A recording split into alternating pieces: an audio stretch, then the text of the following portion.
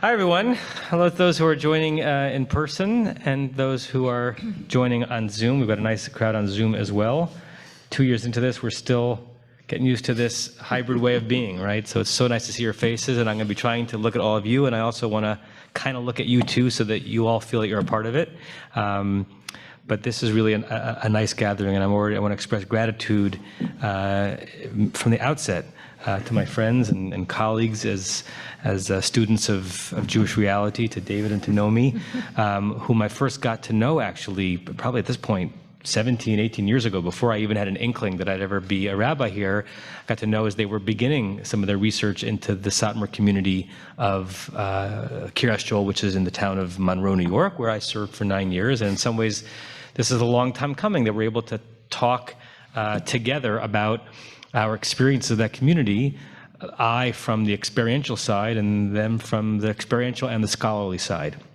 So what I'm going to do is really tell a few stories about my years there and set the scene for what it was like to share Jewish life in the Jewish neighborhood. You can't hear?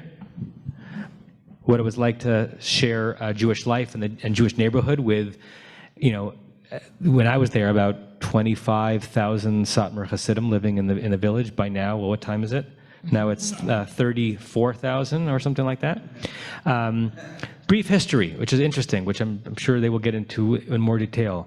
So at some time in the late 70s, Rabbi Joel Teitelbaum, who was the undisputed chief rabbi of Satmar Hasidim. Satmar, by the way, is an interesting name because it sounds like a very kind of Jewish Yiddish name. It's from the way the Jews pronounced the name of Romania where they were from, which was Satu Mare, which was named for Saint Mary. So Satmar Hasidim is really Saint Mary Hasidim, which is kind of interesting. They were living in Williamsburg, Brooklyn, and had been there for a generation and a half. And the Rebbe woke up one morning and said, in Romania, we lived in the hills and in villages. We didn't live in Bucharest, in the center city. We should move there, right? And when you're a Hasidic Rebbe and you say, hey, let's move to upstate New York, they come with you. If I said, hey, let's move to upstate New York, I would be moving by myself, right? I can't imagine that a significant percentage of Temple Beth Am would follow me wherever I wanted to move, although maybe I would try it someday. And so they founded this village of the town of Monroe. So the town of Monroe, about 45 miles northwest of Manhattan in Orange County, New York, beyond Rockland County. It's the same county where West Point exists, by the way, if you want to just think about it geographically. And the town of Monroe has 3 villages. One of the villages is the village of Monroe in the town of Monroe. One of the villages is the village of Harriman, and one of the villages of the town of Monroe is Kiryah Joel. Kiryas, which is a Yiddishization of the word Kiryat, which means village of, and Joel is actually, interestingly, an English pronunciation of his name, Yoel, or Yoelish, or Yoeli. So Kiryas Joel is one of the villages. And when I was looking for my first pulpit at a rabbinical school, I was considering a Hillel position at Duke University. I was considering a pulpit position in Connecticut, where I was from. I was investigating Monroe, and one of the selling points for me was that you got, as a traditional rabbi, the simultaneous overlap of a bucolic, rolling hills, pastoral, beyond suburban existence with kosher pizza. And mikvahs and bookstores, and usually it's one or the other, right? There are not many places where you can serve as a rabbi and you have both greenery, like real greenery, and all of the Jewish needs you'd want to have met. It wasn't obviously the only thing that attracted me, but it was not a nothing. And in the 9 years that I was there, obviously I didn't serve that community, I had a lot of interactions, some wonderful, some not wonderful, a lot neutral, with some of the Satmar community that lived there. My most regular interaction with them was going to daily minyan. I'm a minyan Jew. I will choose to daven with almost any category of minyan rather than daven by myself most times. I like davening with Jews. It doesn't really matter to me what flavor or denomination of Jews they are. And in my former congregation, which was a small shul in a rural/suburban setting, we didn't have the capacity to have a daily minyan every morning. We had a Sunday morning minyan and a Rosh Chodesh minyan, and we had to struggle to get that, but I like to daven with a minyan. So in Monroe, in Kiryah Joel, you can choose your minyan. I mean, at any given morning in Kiryah Joel, it's probably not an exaggeration to say there are 500 minyanim taking place. I would generally daven in one of two places. There was a whole warren of rooms in what was called the Rebbitzin's house after Rabbi Joel Teitelbaum passed away. Thank you. His Rebbitzin lived for, I forgot how many years, but a good number of years after him. And then when she died, where the building in which she lived, which is the back of the huge Beit Midrash there, essentially got connected to one of the two major groups in Satmar Hasidic, because when Rabbi Teitelbaum died, he left no male heirs, like in Lubavitch. And to this day, there is a terrible, bitter, brutal divide over authority and money and real estate between two of his nephews. Some of the people divided themselves by their loyalty to the Rebbitzin, and so they were considered the dissidents, and they operated this whole system. So I would drop my kids off at the bus for day school, I would park, and depending on whether the bus was late or not, I would either make the 708 minyan in this room, or the 711 minyan in this room, or the 714 minyan in this room, or the 717. Every 3 minutes was a minyan starting in a different room. And I got to know some of the bachers. And for me, it was actually great, because I would daven. No one was bothering me with any questions. Not that it's not bothered when people ask me questions at minyan. I love it. Please ask me questions. But I got to be a Jew. I was in a tremendous Beit Midrash where every book I could possibly want was on the shelf. I would start thinking of my Divrei Torah there. I would work on my Torah reading there. I got to drink bad coffee there for almost no money. It was a perfect situation. And sometimes I would often daven at a little shtibel that was founded by a guy named Rabbi Yosef. I never knew his last name. Oh, no, I did. Rabbi Yosef Hirsch. What did he do? He had a mikveh. He had a shul, he sold wine before Yontif, and he sold aravot before Hoshana Rabbah, and that's how he made a living. He was also a dissident. And the reason I got there is because there was another member of my community who also was committed to daily minyan, who had started to daven there. Very interesting place. When he was there, he was one in charge, and I was there on a Torah reading day, he would give me an aliyah to the Torah.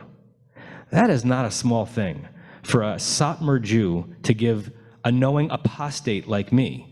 And from his perspective, I was a heretic, an apostate, and aliyah to the Torah.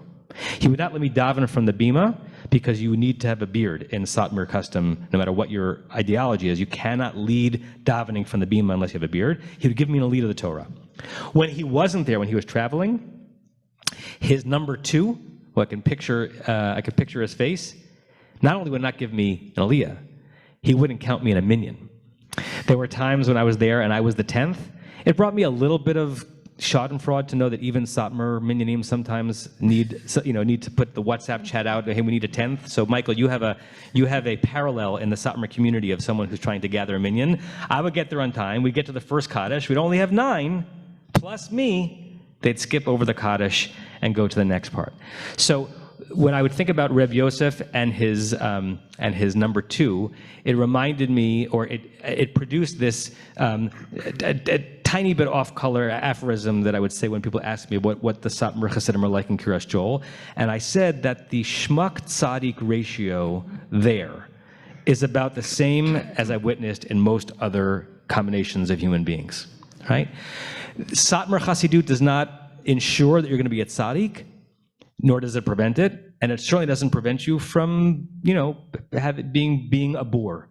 And my relationship with the folks there had to do mostly with the quality of people that I encounter with, not necessarily their specific ideology. The fact that I was a conservative rabbi, a conservative Jew, most of them didn't know much about what that meant. They knew it wasn't them, and they knew I wasn't young Israel. But if they were bothered by that, it was something that they were much, much more bothered by than that. And I didn't realize that until the first time I walked into that minyan on the Monday after the Sunday where we had a county-wide Yom Ha'atzmaut festival. This was probably 2001, and we had a county-wide Yom Ha'atzmaut festival, and there were rides and blah, blah, blah. And remember when the Live Strong bracelets were common, like those, I don't know what they were made of, those plastic rubber bracelets. We had given out, Israel at 60 bracelets, and that was your token from coming to the festival. And not consciously, I just put it on my arm. I walked into the Beit Midrash the next day, just thinking I was going to go to my normal spot and put on fill-in, and all eyes were on me because they saw my blue and white little bracelet with Magen David's on it, and as probably Israeli flags. That was prohibited. I basically had to take it off. I could bring my conservative self in.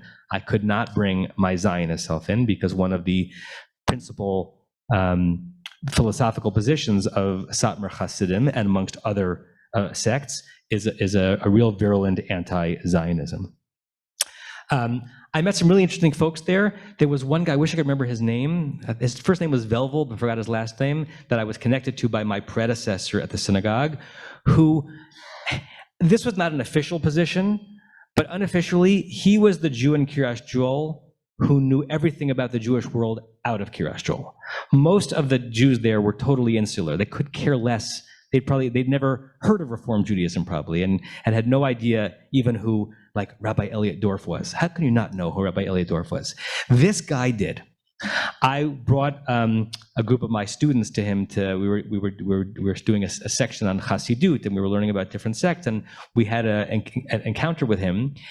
He was telling me things about, like, demographic trends in the progressive movements in America that were ahead of my knowledge of it. It's like he was the spy. He was reading the forward and reading the Jewish Journal and reading everything and I don't know, maybe distilling the stuff that needed to be transmitted to the leaders. He knew Elliot Dorff and Gordon Tucker and about JTS and Melville Goldberg. Yes, thank you. You know his name.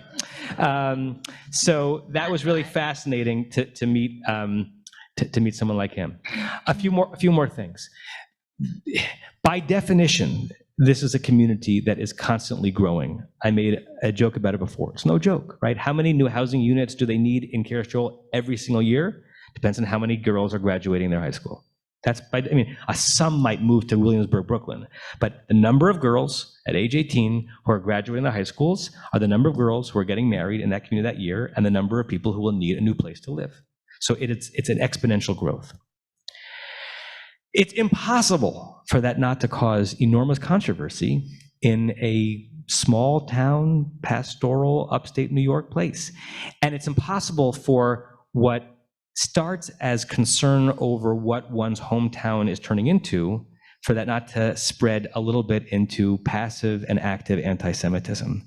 Some of it, unfortunately, earned, because in addition to the actual policies that they promulgate and the way that they are using the political system, and every American is entitled to use a political system, sometimes it doesn't always come off positively in terms of how Jews are operating, and they are unapologetically and certainly Jewish, right? There's no way to distinguish them or separate them from Jewishness. I remember when Noah, my oldest, who's now 20, when she was about 2 or 3, we were in the bank one day. And we had told her, because she'd asked what, these people who are walking around the town of Monroe and Lake Monroe, who are they? And we told them that they're Jews. And she was very shocked, because she thought that this is what Jews look like. She had no idea that that's what those Jews look like. But she was excited that all those people she was seeing in the supermarket, whatever, were Jews. We're in the bank, waiting online. I don't know, 3 or 4 Satmar Hasidim walked in. She was 2 or 3 years old. She pointed to them and she said, "Jews, Jews, Jews." She was excited. They were not excited. But the reason why I shared that is that because of the way they dress and the way they live their lives, it's impossible to separate the growth of their village from the Jewish character of their identity, and that makes for some really challenging things, which I know we'll get into in a little bit. Last thing I'll share before I'll stop. My last day, I had told the gabbai of the Rebbitzins Warren that I was moving, and I had been a regular there for years. And I said to him, my last day coming to daven with you guys is this coming Monday, and then we're driving across country, and he'd asked some questions about where we're going. When I walked into Minyan that last day, just expecting to say goodbye to him, I was blown away.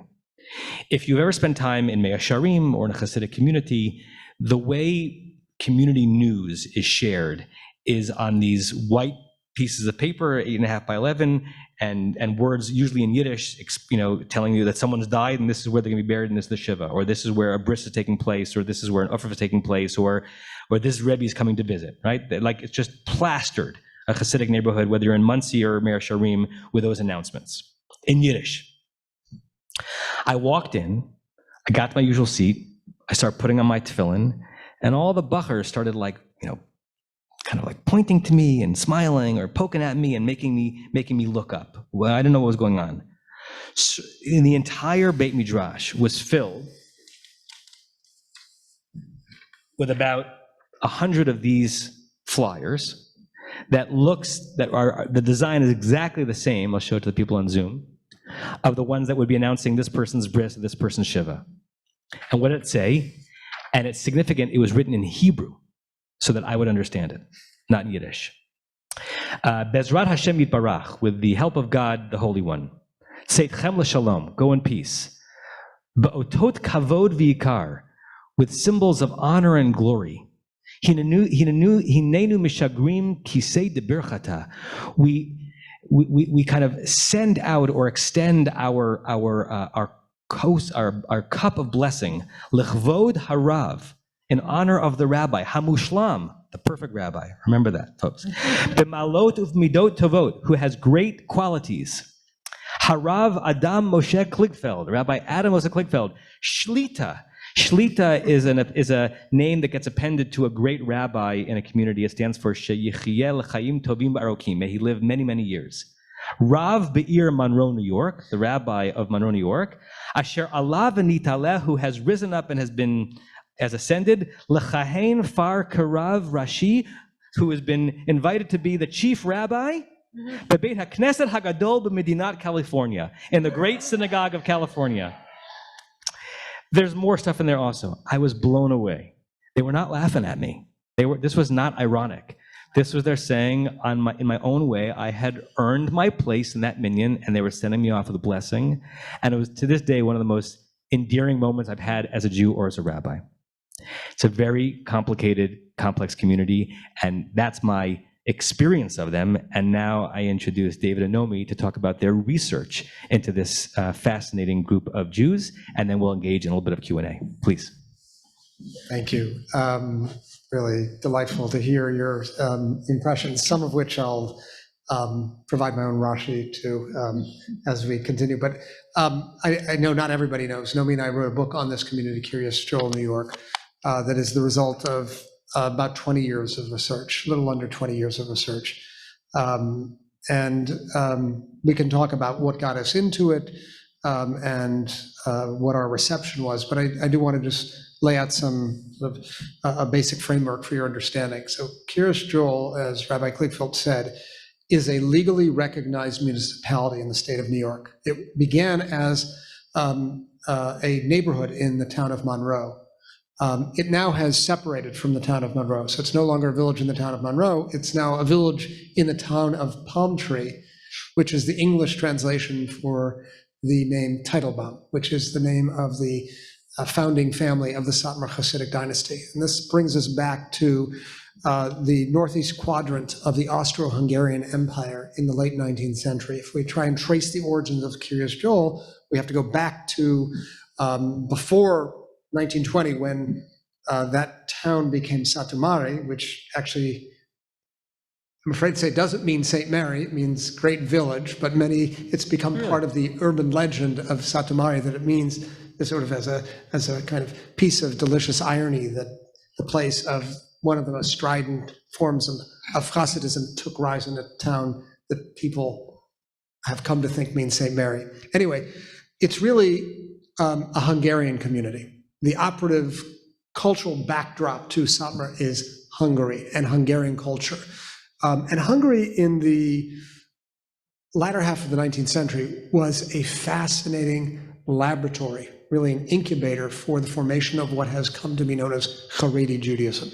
It stood at the juncture of currents of a kind of neo-traditionalism making its way from the east, of which Hasidism was an essential part, and modern Enlightenment currents coming from the West. And just imagine a clash of these vectors, somewhere between Budapest and Bucharest, but further north. So in an area that is known as the Hungarian Unterland, also known as Transylvania, there took rise a particularly potent form of Haredi Judaism, a kind of neo-traditionalism that was a modern movement devoted to a decidedly anti-modern agenda. And one of the most prominent families and forces in that new Haredi culture in Hungary was the Teitelbaum family, which from its inception, from the arrival in the early 19th century of the progenitor of the vaunted Teitelbaum line, a man by the name of Rabbi Moshe Teitelbaum Nismach Moshe, was renowned for its combativeness, its extreme commitment to engage in combat in order to create a pure world in which one could live, as the expression recurs again and again in Satmar, according to Derech Yisrael Sava, according to the path of the ancient Israel. Now, this is interesting because it is part of the kind of mythology that surrounds Satmar. I'll just briefly give an outline of the sort of the important, give a timeline so that we can make our way to such an important piece of the mythology that figures centrally in the title of our book. So Joel Teitelbaum, the descendant of the Ismach Moshe, was born in 1887 in a town called Sighet, also a major center of Haredi Judaism, makes his way after receiving smicha to a variety of towns, Warszawa and Krula, in this region of the Austro-Hungarian Empire, makes his way to a town called Satmar in 1920, but was not destined to stay there until 1928, when he is elected town rabbi of Satmar, which by that point had reverted to Romania.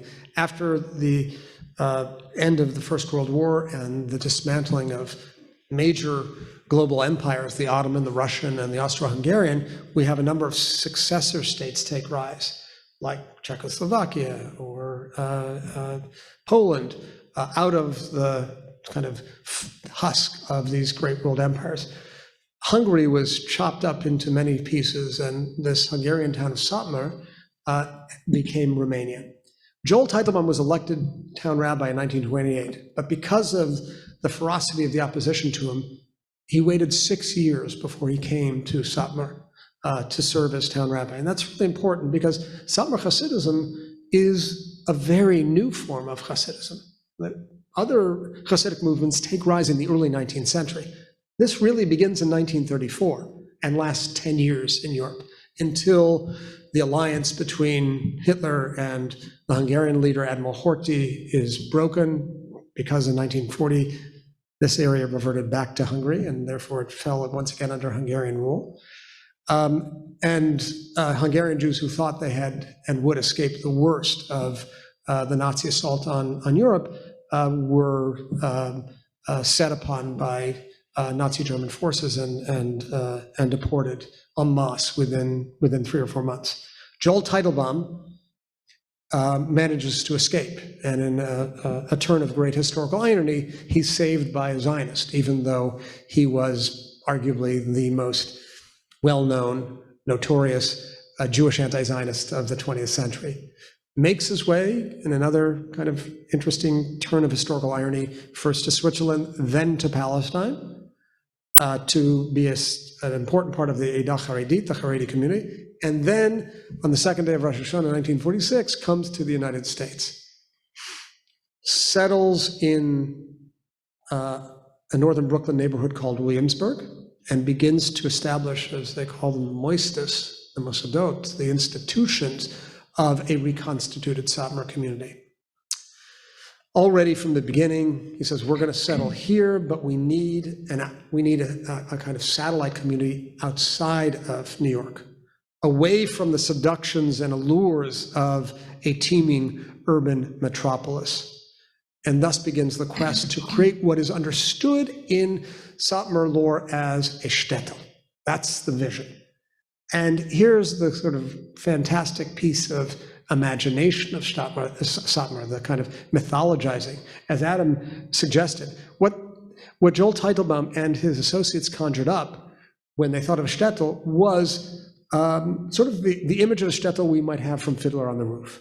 A self-contained, homogeneous, frum, politically united community until sort of the late stages when things begin to fall apart. And in fact, Satmar Satumari bore no resemblance whatsoever to that ideal. That was a kind of mythic creation in the minds of Satmar Hasidim that they wanted to reinvent their Shtetl of yore. Really, they invented a Shtetl drawn not from history, but from literature and their own creative imagination. It was very hard to find a place to set up that Shtetl, because it turns out many people in the greater metropolitan area, in suburban New York and New Jersey, aren't that keen on selling their land to a group of foreign-looking and foreign-speaking Satmar Hasidim. This was the experience that was repeated again and again and again, until the Satmars got smart and engaged the brother-in-law of sort of the chief lay leader of the community to serve as the front man for the purchase of real estate, which took place in 1972 in Orange County, New York, in the town of Monroe, when the first plots of land were bought, and in very surreptitious fashion, over 2 years, the first 80 garden apartments and the first 25 single-family homes were put up in the town of Monroe as a kind of discrete neighborhood set apart from the rest of town.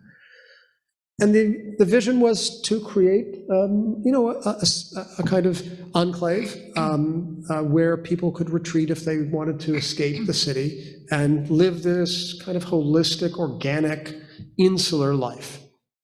But, and Rabbi Kligfeld alluded to this, relations between Satmar Hasidim in this area and their neighbors have been fraught almost from the inception.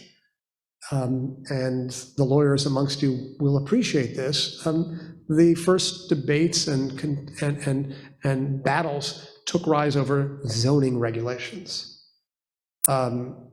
What does it mean to have a single family home? Like if you have two families, each of whom has 10 to 15 members who live in one home, is that a single family home? Well, certainly not according to the classic American suburban ideal, right? The idyllic suburban home is, a 4-person family. Can you put a matzah bakery or a mikveh or a kindergarten in the basement of a garden apartment? Well, not according to the officials of the town of Monroe, who resisted at every turn, sent inspectors who the Satmars believed were sort of unfairly peering into the privacy of their lives. And conflicts developed, threats of litigation were flying back and forth. Certainly 2 years in, by 1976, there was a major threat of a huge legal conflagration, a threat of a religious discrimination lawsuit brought by the Satmars against the residents and officials of Monroe that was scheduled for October 26, 1976, in federal district court. And in order to avert that, the commencement of that trial, a deal was hatched, one Motzei Shabbos, a meeting that lasted from 10 o'clock at night until 6 o'clock in the morning, to create a self-standing village within the town of Monroe that would be able to regulate its own zoning. And thus came to life not the Shtetl of Kiryah Joel, but the village of Kiryah Joel. So part of what we tried to trace is the transformation from this ideal of a Shtetl to the reality of a legally recognized village. What really interested me in the story, and Nomi preceded me by decades in her interest in the phenomenon, was the idea that you have not just a self-contained, homogeneous group of Hasidic Jews who create a place of their own, but that it was recognized by the state. That is really unprecedented in the annals of Jewish history in the diaspora in the modern age. Right? We can talk about the experiment of Birobidzhan in the Soviet Union, but it's an impossibility in Europe. Right? It's just an impossibility. It would never be permitted to accord to a group of religious Jews autonomy, a form of local sovereignty over their life. So what was so interesting to me was the unprecedented quality of this effort, this attempt, this experiment. And yet we discovered there was another half to the story, and that gets to the other half of the title of our book, American Shtetl. Yeah, well, I'll take it from there. So much of the book is the story of this Satmar village. But at the same time, the book is really a story about America. And what is it about American society, about the interlocking legal and economic and political systems of the United States that proved to be so hospitable to the Satmar separatist project? So one of the central theses of the book is precisely that American society has been extremely hospitable and supportive and even facilitative of the rise of this, as David said, not merely private enclave, but a private enclave that was able to transform itself into a political entity, a municipality. That's from one point of view. I hope once you finish the book that it seems completely obvious why American society was so receptive to the creation of this kind of insular, homogeneous, strictly observant community. But it's a proposition that really flies in the face of several overlapping discourses, according to which American society, and more specifically, a society that is based on a commitment to, in a classical sense, liberalism, that is to say, a commitment to the rights of the individual, the autonomy and freedom of the individual, a society that is committed to the separation of religion and state, a secular society.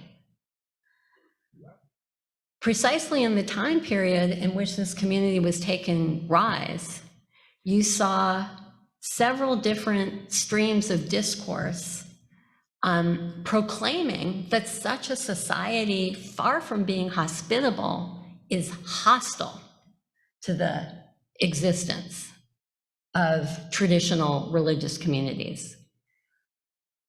The discourse of communitarianism, the discourse of multiculturalism, and the discourse of many traditional religious communities, all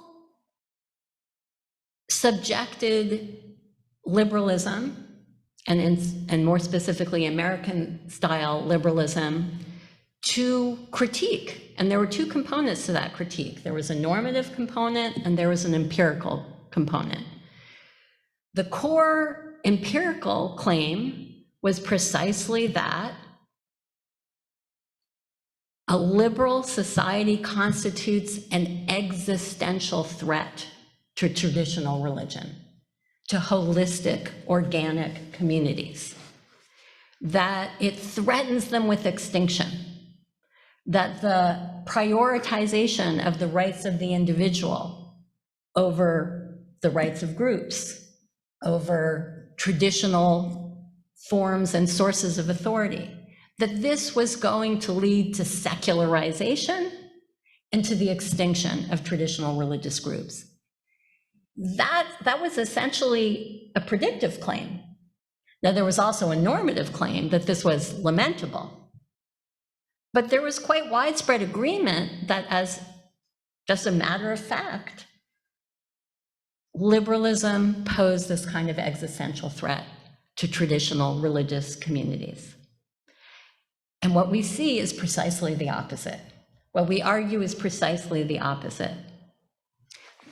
Indeed, that the very features of American society that seem to be most hostile to traditional communities and traditional forms of authority turned out to be the most essential building blocks for the Satmar village, for the Satmar project of creating the village of Kiryah Joel in particular, and for other traditional religious communities seeking to create their own separate enclaves and to be politically empowered as such.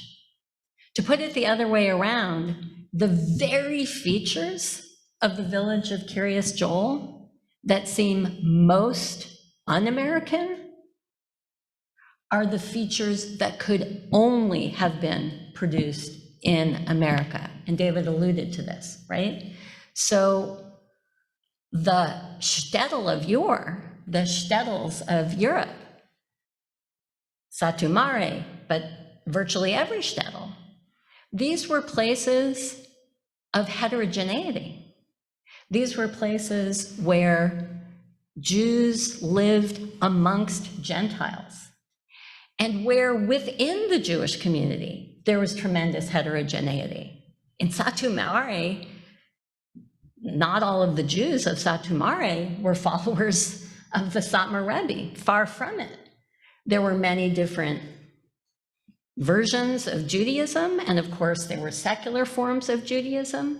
So the degree of homogeneity that we witness in Kiryah Joel, the degree of insularity, the degree of adherence to an extremely stringent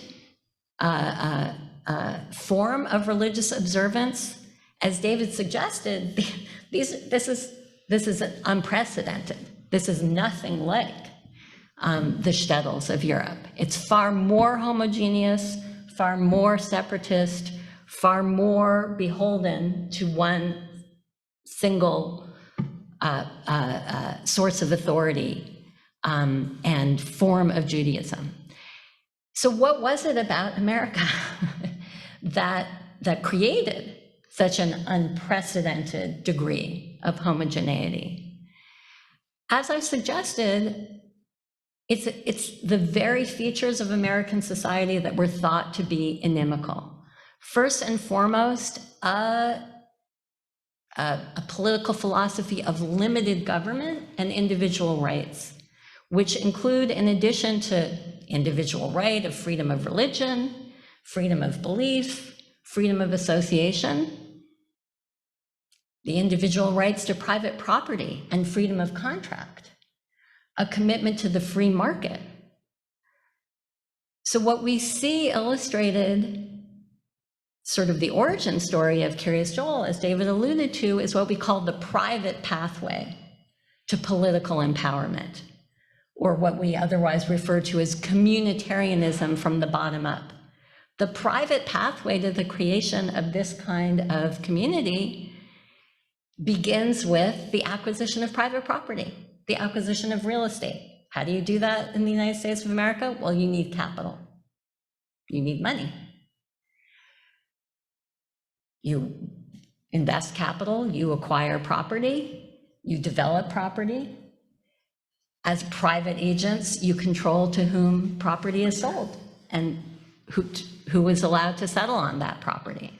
So it turns out that the very features of American society that are the most individualistic, the building blocks of the free market, created a pathway that the Satmars, notwithstanding the fact that per capita are quite poor, are indeed amongst the poorest of communities in the United States of America, they were nonetheless, precisely by virtue of their, you might say, illiberal character, their highly organized character, their willingness to pool their resources, they were able to purchase property, settle the property, and then they were able to use the mechanisms of local democracy, liberal democracy, the franchise, to vote into existence a legally incorporated village.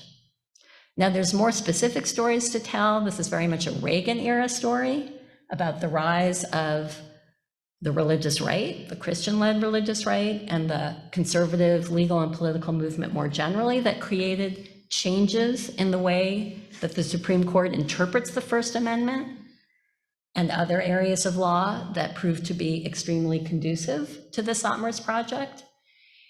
This is also a story about attacks on a more integrationist version of liberalism coming from the left as well, multiculturalism, and more left-wing versions of communitarianism. So there are more specific details that we would love to share with you, and if you read the book, you can see them. But it's in that sense that this is a very American story, and we really see the village of Kiryah Joel as a very American phenomenon, an American shtetl, unlike any shtetl seen in Europe. Can I ask a question on that? Because I haven't yet read the book, and it's a fascinating take. And you're the scholars of the topic, and I'm the one who walk the streets. Is it your sense that the ways in which the Satmar Project made uses of the liberal American apparatus was in an admirable way or a parasitic way, right? Because it seems to me that they made uses of it, but in an exploitative way, not in the ways that liberal infrastructure in America was intended to be used. And we've seen lots of times in our country recently where the liberal democratic forms only work as they're intended to work if the people who are using them are using them in general with the right intentions.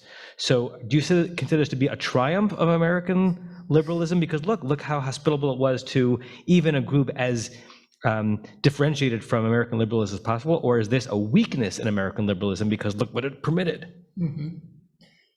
I'll give you my take. I mean, it reflects, I would say, a blind spot in liberalism, which is to say liberalism can support and tolerate decidedly illiberal manifestations. That's sort of the limit case of liberalism is that quality, that it precisely empowers and enables illiberal forms of community to use the instrumentalities of liberal legal and political power.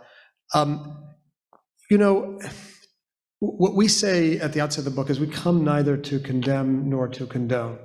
So is it admirable or parasitic? I should say, and I'm sure you saw this, Adam, that parasitic is something that is a descriptor that was used very frequently against Satmar Hasidic Jews, and it really resonates in very ugly fashion in sort of the back and forth between Kiryah Joel and its neighbors. So I guess I would say this. There is a game that's called American interest group politics. It's a game that lots of people play. It's a game that lots of lobbying organizations play. It's a game that lots of interest groups play. The rules of the game are if you can accrue resources, electoral and financial, to sway those in positions of power, then you win.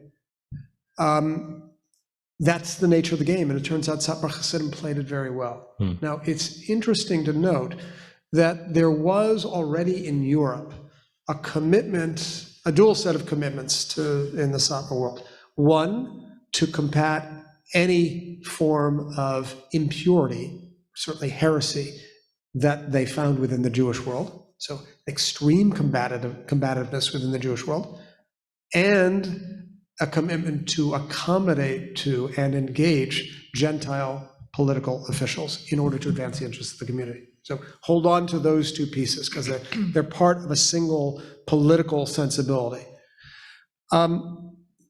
It extends back, that latter tradition, to the tradition of the Shtetl, of the intercessor who represents the interests of the Jewish community with the Gentile authorities. But in the United States, that impulse to engage and accommodate went into overdrive. And it's interesting to ask why. One, because America was very different than Europe. It operated according to genuinely liberal principles in ways that Europe didn't. Two, Satmar Hasidim saw the opportunity as a result of that and sought to seize upon it, some might say exploit it. And that is because of three, they felt a sense of entitlement after what they had experienced. 3/4 of the community was murdered in the Holocaust. There was a dual sense of an opportunity and an entitlement to seize upon the instrumentalities of power in order to bring back to life, repopulate a community that had almost been exterminated. There was a sense of moral virtue that supported that. And at the same time, there was also a strong belief, which I wonder if you heard when you were there, Adam, there's a sense that the United States was special. It was a malchut shel chesed. It was a kingdom of grace that Satmar Hasidim believed was different than any other place that certainly they had been in. So all of these elements together, I think, made up for a commitment to play the game, to work the system, to engage political authorities, and to believe that in doing so, it was both a Jewish moral imperative and decidedly American. I guess I'm inclined to say, if I had to sort of tend to one extreme or the other, I would say they played the game well.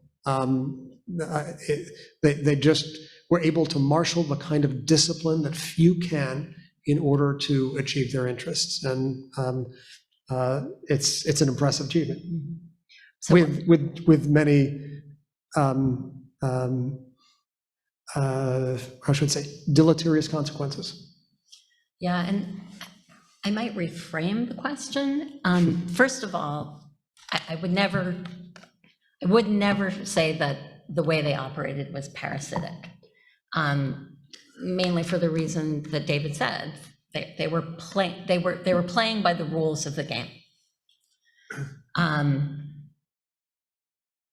And sometimes That's they did. still, I mean, as in every community, there are some people who violate the rules of the game. Yeah. In every community, there are crooks and Frauds. and there are notable examples of that, but that really doesn't distinguish this community from any other segment of American society. For the most part, right? I mean, putting the crooks and the frauds to the side, I mean, the success of the village is not attributable to that. The success of the village is attributable to playing by the rules of the game. That still leaves open the question of whether this is something to criticize. But what I would say is, if you think there's something wrong with doing that, it's really important to enlarge, right? Then the object of criticism shouldn't be the Satmars who are playing by the rules of the game. The object of the criticism should be the game and the rules, which is an American game, right? And here what I would say, you know, David said something that I strongly agree with. In fact, this is the title of one of my next scholarly projects. There's a blind spot in liberalism. But there's also a division within liberalism. There's more than one version of liberalism. There were, and there still are, fissures in American society. Newsflash. Competing visions of American foundational principles, right? So just as within Satmar society, there were fissures, and there's this succession battle, and there's no less than 3 now competing camps, each of whom claims to sort of be more Satmar than the Satmars. They have the real vision of the principles that the Rebbe stood for. So too, in American society, there are competing visions of what American stands for. One vision, which was fortuitously for the Satmars, going into retreat in precisely the time period when the village of Kiryah Joel took rise, is probably the vision that most people here grew up with. An integrationist vision, right? It's sort of Brown versus Board, the public school as a melting pot where people of all different races and nationalities and religions share a space and are inculcated with common values and have a sense of that integrationist vision. That's one vision of America, of liberalism. It's a vision that entails serious limits on individual freedom. It's a vision that entails duties as well as rights, as well as freedom. An obligation, a sense of the commonweal, a sense of obligation to others. That is a vision of America that many of us grew up in.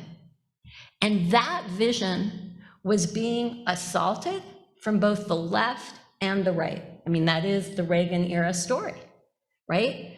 On the right, by so-called, I would say pseudo-libertarianism, right? That it's all rights and no responsibilities to others.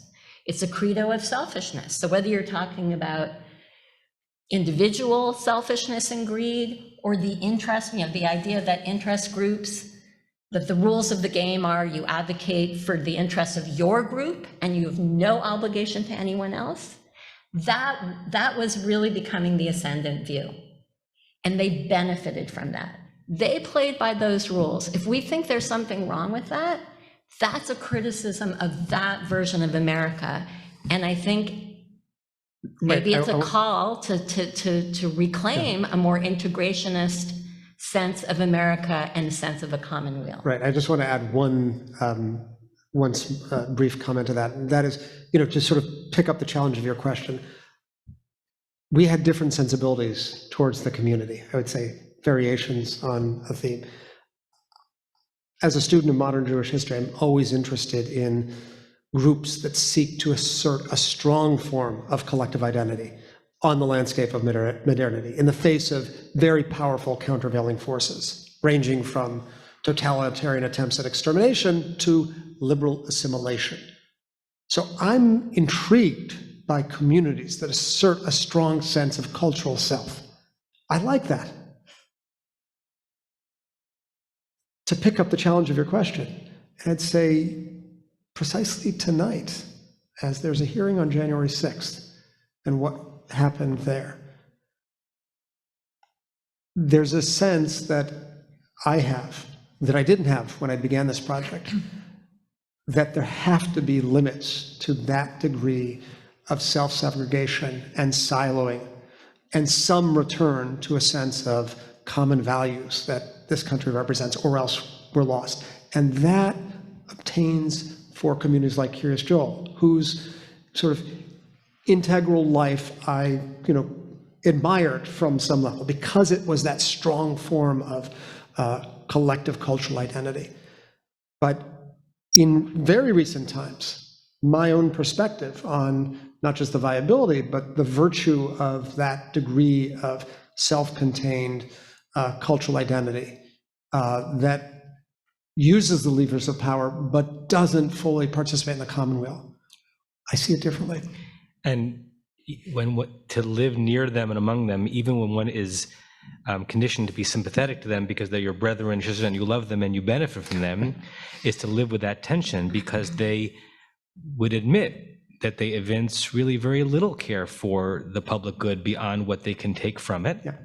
And my experience, and this was generally the experience of my community, was that they played to the limit of the rules of the game, and then beyond it, when the rules of the game did not give them enough space.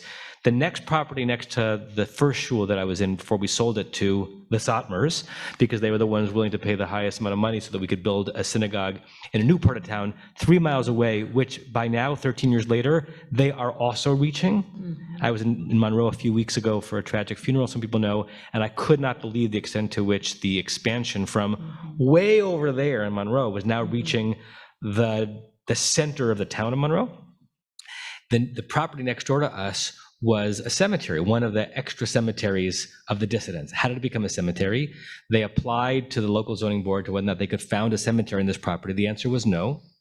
Someone died in the middle of the night. They buried him at 1 a.m. By the morning, that was a cemetery, right? Because at the beyond the line is the ethic of when one needs to, when one is pushed by a value beyond just playing by the rules, is to ask forgiveness and not for permission. And I say that's also someone who admires the way they were able to speak and act univocally for something that they really believed in, because we as general liberals in liberal Jewish communities sometimes fall down in trying to bring us together in a single voice. And it was also a sense of pasnisht, of that shouldn't be the way Jews get things done in the Adam, American it's system. important to mention, this is not Muvan Me'elav, this is not self-evident. There are people within the community who believe exactly that. There are those whom we call dissidents who believe that the use of the deployment of power by the mainstream faction is a violation of every rule in the book, Jewish and American. In fact, some of those dissidents have gone to court with the intent to dissolve the village.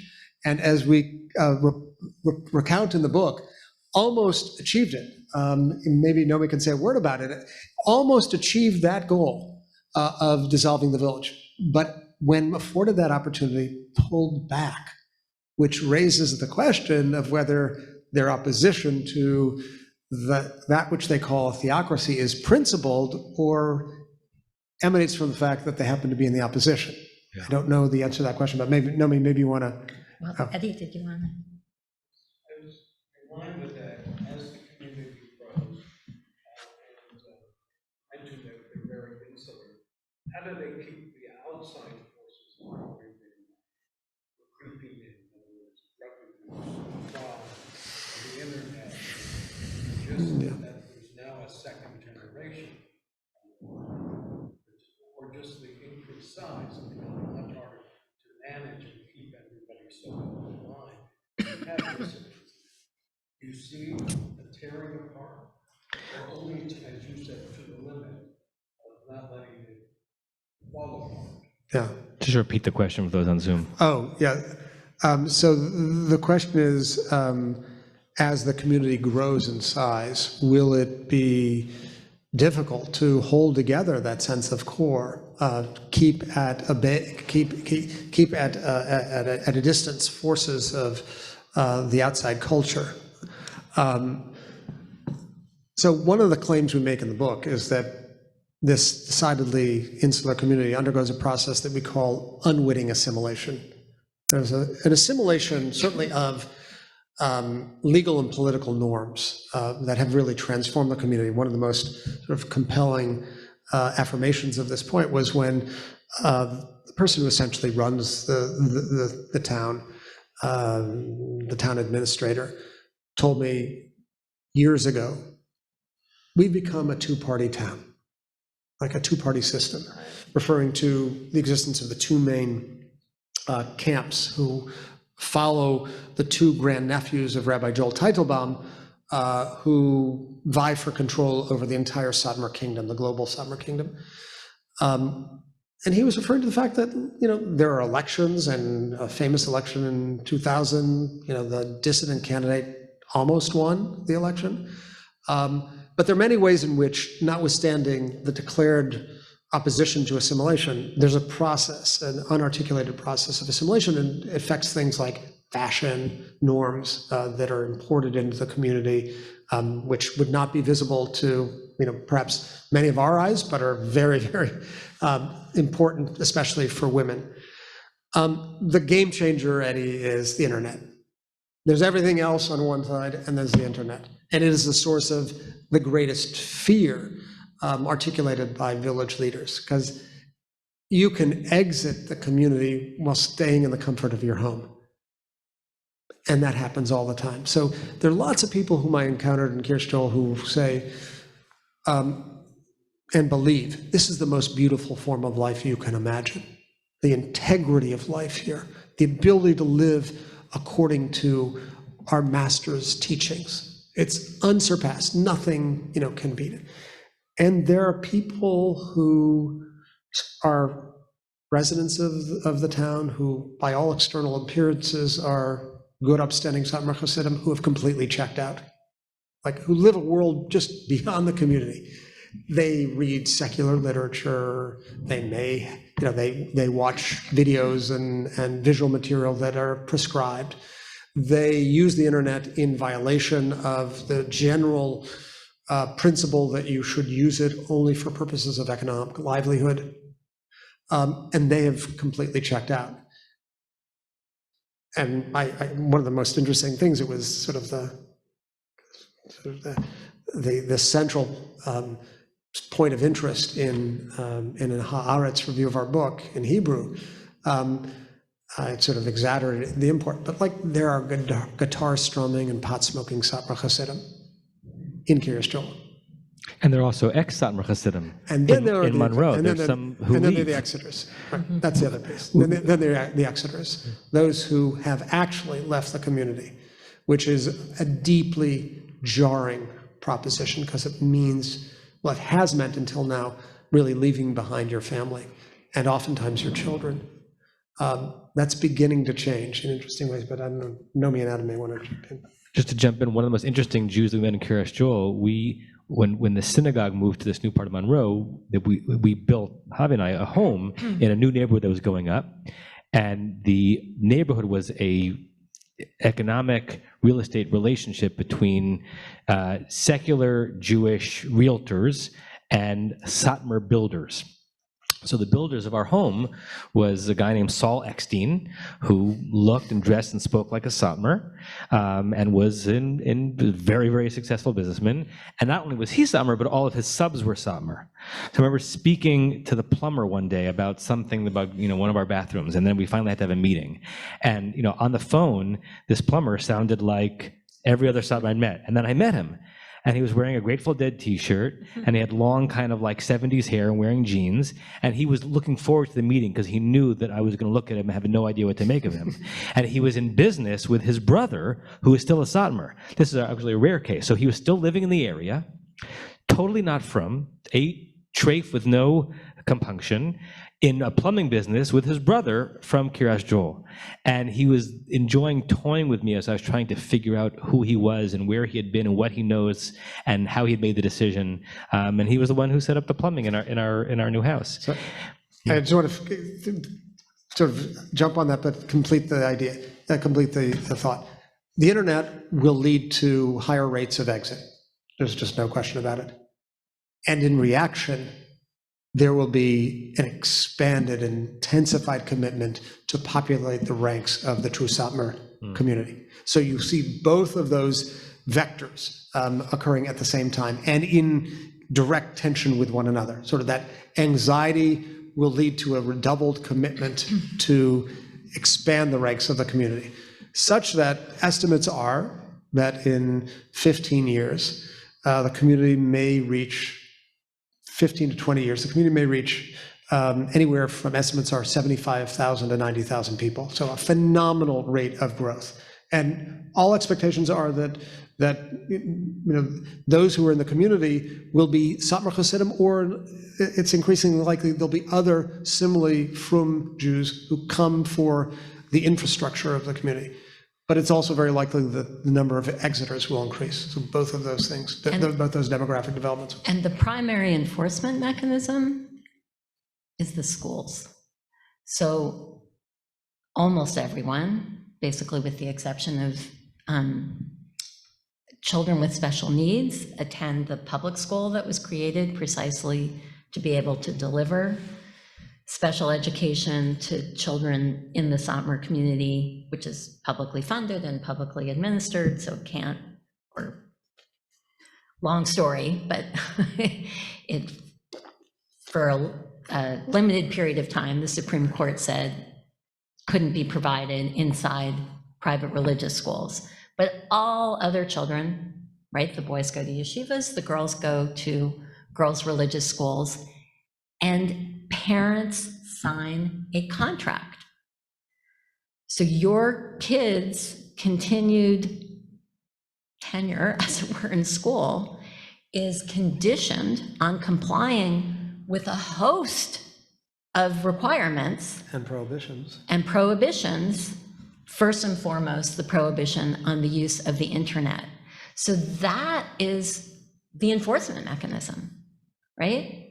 And we also see this playing out, in cases where parents have divorced, and one of the parents wants to move away from the community. I mean, in a psychological sense, whether or not physically.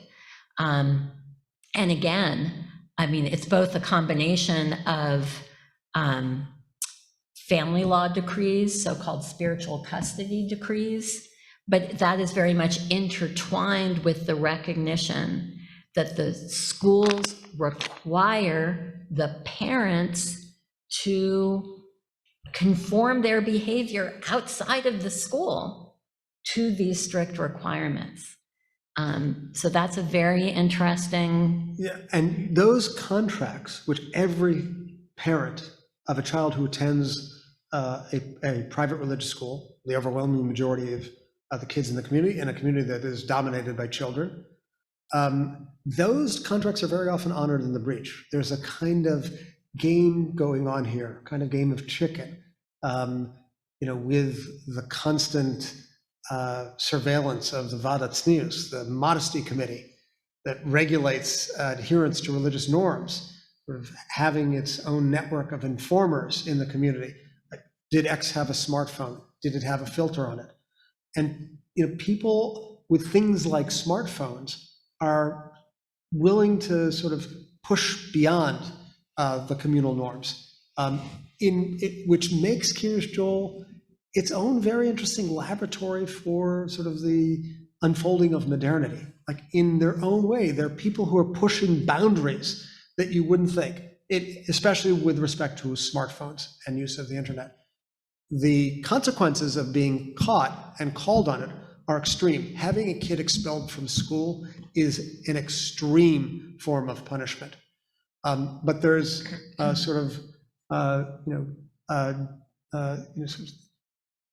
depending on your standing in other ways, the communal authorities might look the other way. So that's something that happens about things like smartphones. What also happens on the part of some Satmar Hasidim is eye rolling, like, oh, there they go again, another chumrah. I mean, come on. Like, I heard that articulated as well. All of which is to say, and I think, Adam, you gave voice to this with your, I can't remember, Shmuk Tzaddik juxtaposition. There's a tremendous range of people in this community of, seemingly homogeneous Satmar Hasidic. I mean, a tremendous range. Some are super smart, withering, ironic, connected to the world, so delighted to sit down and talk to someone like me who's interested in their history, so interested in hearing what do I think of their community. And there's some people, a lot of people, who couldn't care less about my presence in the community, have no interest, and don't find it valuable or important. And before the internet, How what? how was the book received by the community? The book? In theory, no one should be reading it. Yeah. Yes. So the interesting thing is there are three, as Nomi mentioned, streams or strands within the community. One follows the chief rabbi of the community, Rabbi Untitled Chapter. The second is the chief dissident community that follows the brother of Untitled Chapter and the person whom their father sort of designated as the emperor of the realm, Rabbi Zalman Leib in Williamsburg. And then there's a third strain that doesn't follow either of them, because they follow the original Rebbe. They're called the Bnei or Bnai Joel, the sons of Joel. And I had contact with all of them because Most of the Zalis. Because they would say, whom did you speak to? You spoke to an Oroni? Okay, where's Ollie's? You got to now find the real story. So sit down and we'll tell. But that was a real advantage, the fact that there was this rift within the community in terms of gaining access.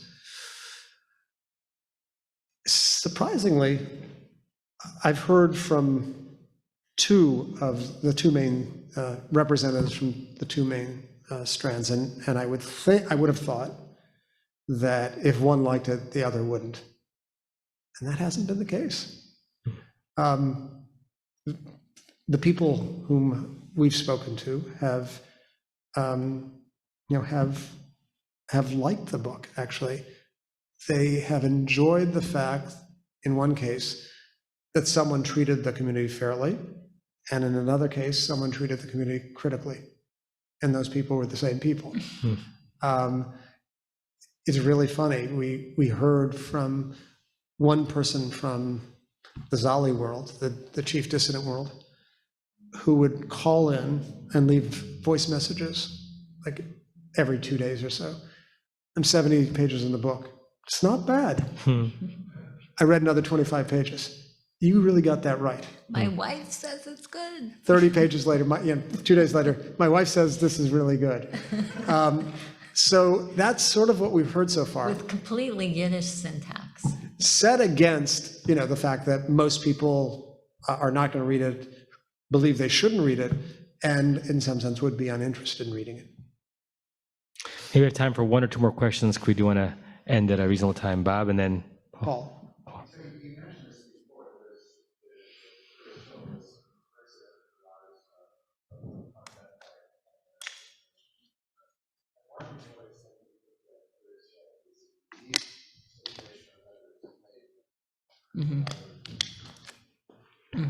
just repeat the question, maybe.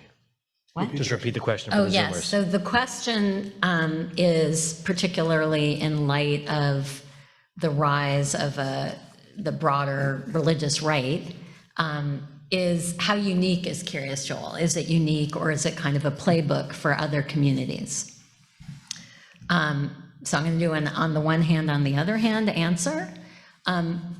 First of all, there are elements of the Christian right who absolutely have treated it as a playbook. So some of you might have heard of the book, The Benedict Option. What is that what it's called? The Benedict Option, which is written by Rod Dreher, who's a very popular, very prominent kind of thought leader of the Christian right. And the Benedict Option was his prescription that Christians should cease to be so overly involved in politics, and they should withdraw into more separatist enclaves and not sully themselves with the outside world, kind of return to a more quietist, separatist posture.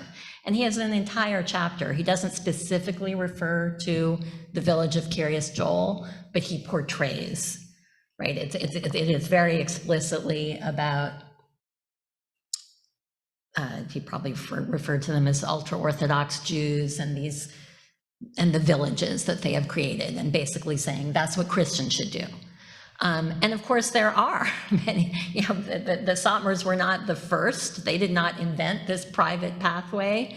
The most large-scale example would be the Mormons, right?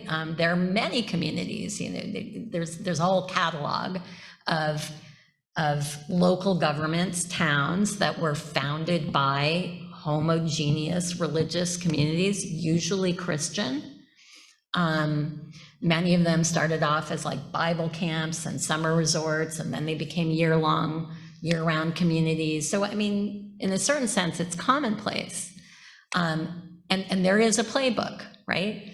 First, buy private property. Second, settle it, densely. Third, follow the rules. Every state has, how did West Hollywood become a municipality, right? State law prescribes, it's basically majority vote, So on the other hand, it's really important to note that not every community has an equal opportunity to do that. Number one, right, the private pathway to political empowerment depends on access to capital. Not every group has equal access to capital, right? And obviously, we're talking not only about socioeconomic disparities, but race, right?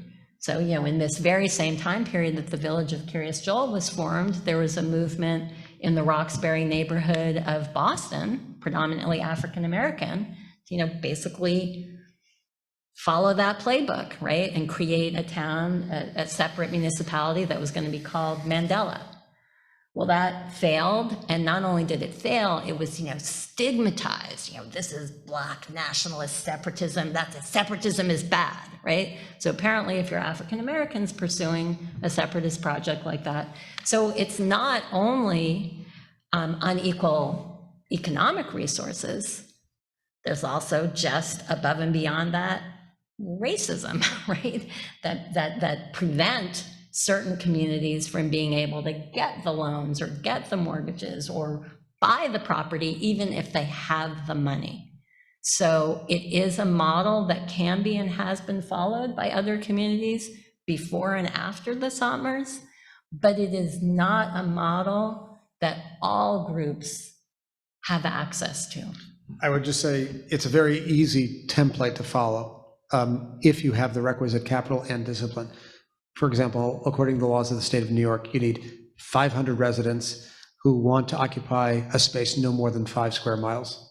Right? That's what you need. You would imagine that very strongly ideologically committed discipline groups would follow that template and do it, especially in the America of today when we seem to be so fractiously divided. It's actually something that I lose sleep over, like thinking of what kinds of groups could show up and follow that playbook and establish their own municipality. But access to capital is important, and manifesting that kind of discipline is not commonplace. And versions of it are happening in other parts of Orange County, New York, and also in Rockland County, New York. So when I was in high school, Rockland County had lots of Reform synagogues and conservative synagogues and Orthodox presence. And now it's very hard to be a non-Haredi Jew in Rockland County, New York. And the Vizhnitzer Hasidim are doing their own version of it. There's I don't know if it's a town or village of New Square, New York. It has nothing to do with 4 right angles. It's the Square Hasidim who created a town akin to Kiryah Joel, and with similar issues of conflict between them and their Jewish and their non-Jewish neighbors, basically becoming a fully homogeneous reality in a part of New York that was once rather multicultural. Yeah. In fact, 16 years before Kiryah Joel, New Square was the model. The difference is, in 1961, New Square was incorporated after Rabbi Twersky brought his followers in 1954. It's interesting, you can distinguish between Hasidiyot. Square did not have the kind of imperial ambition that Satmar had. Right? Joel Teitelbaum had a kind of grand imperial vision. But there is a self-standing village of New Square in the town of Ramapo in Rockland County. And in 1990, a bunch of Vizhner Hasidim established yet another village within the town of Ramapo called Keser, or Keter. And so this is a template that Haredi Jews have followed. They understand that there are great costs to it, and it's interesting just for a second to juxtapose those examples to other examples with which the self-standing village is often confused, like Monsey, New York, or Lakewood, New Jersey. These are communities that weren't originally created by Haredi Jews. They were communities founded by Christians, which had overwhelmingly large Christian populations, which over time, because of their proximity to centers of stringently Orthodox life, became populated by large numbers of Haredi Jews. And that has led to very interesting and different kinds of challenges and tensions, most famously in the case of the East Ramapo School District, whose school board was basically taken over by Orthodox and Haredi Jews, even though none of the school board members sent their kids to the public school. So 2 models. In one case, the Monsey East Ramapo case, the school board is taken over by Orthodox Jews who redirect funds to the private school district. In the case of Kiryah Joel, they create their own municipality and then their own public school district, right? They're two models that should be distinguished, and both are interesting templates that I think we'll see more of in the 21st century. Paul, maybe last question? Well, David already answered. Okay. It's a more recent remark. That's what I was going to ask about. Okay, so yes.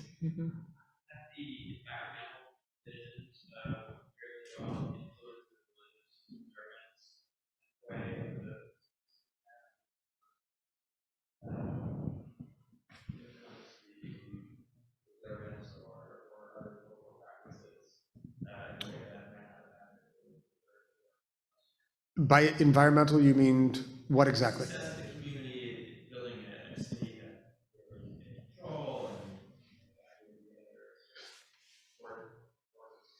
Yeah, I thought you meant environmental as in like environmental regulations, because that's been a source of great tension between Kiryah Joel and its neighbors. There's a sense that Kiryah Joel here doesn't play by the rules of sort of environmental regulation as it grows at this extraordinarily rapid clip. Adam's absolutely right that the number of apartments that need to be built in the year depends entirely on the number of girls graduating from the schools. It's, can be, it can be 250, it can be 400. But Satmar girls marry and stay next to their families. That's the tradition. Yeah, I mean, what's developed is an interesting kind of competition between two capitals of the Satmar kingdom, Williamsburg and Kiryah Joel, notwithstanding the fact that there's constant movement between the two, constant movement. The Monroe bus line that sends 8 or 12 buses a day from Kiryah Joel to Brooklyn, as well as to Manhattan, especially to the 34th. Some of them buses with mechitzas on the bus. Oh, yeah. Yeah? Yeah. Oh, yeah, many. To 34th Street, is 34th and 42nd Street, where B&H Photo is, which is a huge Satmar business. And indeed, you daven on the bus, with the mechitza on the bus. It's interesting, and this was really striking to me when I was speaking with someone in Williamsburg. They're competing images of KJ in the community. One is of this sort of the original ideal of a spiritual place because of the enclave nature of the society, because of the fact that it's completely self-contained. The other is the idea that these are Jews who become suburban and bougie, if I can use a phrase that my daughters would use, like in their sensibilities. I remember very striking the phrase, it's a gashmias a dicke shtetl. It's a materialist shtetl. And those two images have always stayed with me. Like at the time that this person said this, very prominent figure in Williamsburg, Kiryah Joel, like really around that same time, Kiryah Joel was reported to be the poorest community in America, according to the 2010 United States Census, 60.1% of the community below the poverty line. And just sort of the jarring juxtaposition between that data point and this image of a materialist, shtetl. But so within the Satmar community, the perception is they're different. But as David said, there's just a contradiction, right? So one version is, this is a much less materialistic. That is the criterion by which they're distinguished, right? Which community is more or less materialistic? But you just have these two completely contradictory views, one of which is that Kiryah Joel is much more materialistic and bougie, and the other is precisely the opposite, that by, sort of withdrawing from the gritty city, this is the place that's much more spiritually pure and less materialistic. So who is to say, which is, And a great place to burn your chametz on Erev Pesach. The whole town is essentially on fire in these enormous conflagrations that involves several different local fire districts to come make sure that the whole town doesn't go on fire.